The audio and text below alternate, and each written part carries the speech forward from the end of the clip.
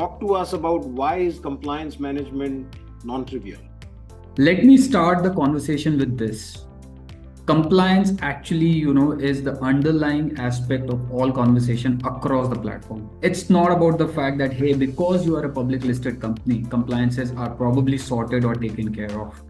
Yes, there are many more guardrails that you may have, but then you still need to sort of continue to look into it, or be it a private limited company or a startup or a venture funded. In fact, I want to bring in an anecdotal that we were having a conversation at a board level in one of my previous organizations, and the entire leadership, I was sort of appraising them in terms of where is that we score in terms of where the compliances are, because you have every function, every leader out there, and the conversation was happening around, hey, what looks like as a compliance framework?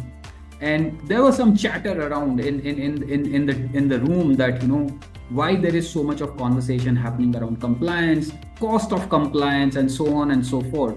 And the only response that I had was, if you think the cost of compliance is high, try non-compliance first, right? And then you'll probably get an idea of how things look like.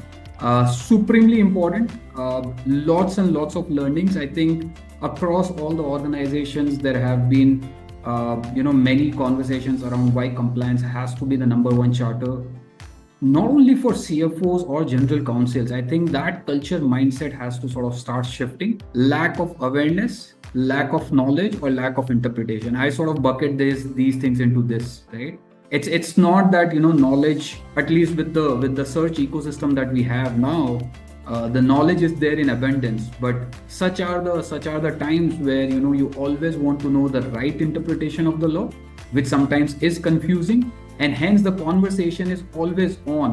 There is always a message popping up that, hey, is PF applicable for me, or this taxation available for me? Is LRS limits there or not? I do not know what's happening with RBI's FEMA policy, etc., right? So I am just talking about 3 or 4. I am sure there are more than thousands that we need to keep an eye on. But sort of setting the tone for this conversation, I think it's important to realize that it's part of our daily conversation.